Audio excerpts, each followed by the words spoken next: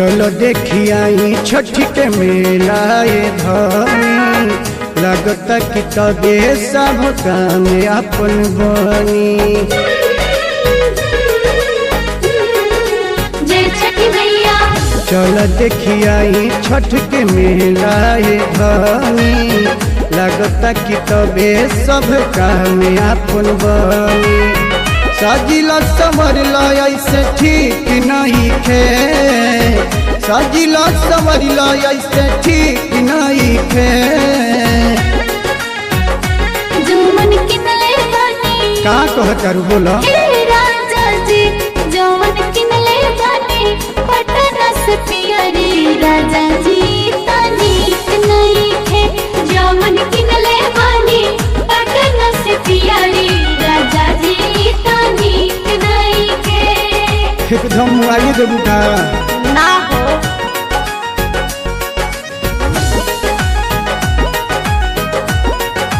जय छठी मैया।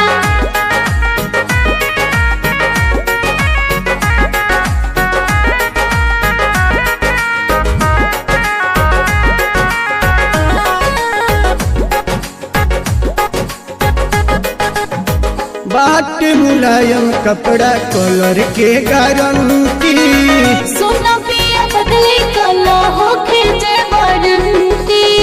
बाट मुलायम कपड़ा कलर के गारंटी।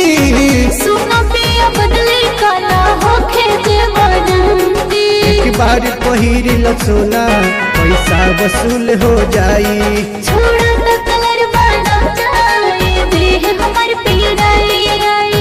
हो जतई यार तू सिंगार कई के, हो जतई यार तू सिंगार कई के। जौवन किनले बड़ा का कहतारू बोला? हे राजा जी जौवन किनले बड़ा पटना से पियरी राजा जी तो ठीक नहीं खे। जौवन किनले बानी पटना से पियरी राजा जी तो ठीक नहीं खे।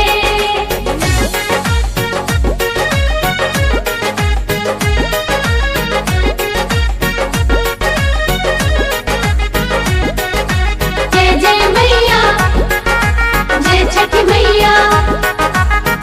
और उनके दुकनिया के हमें सब कपड़ा, रतन सैया पहना हम न करो तानी लफड़ा। और उनके दुकनिया के हमें सब कपड़ा।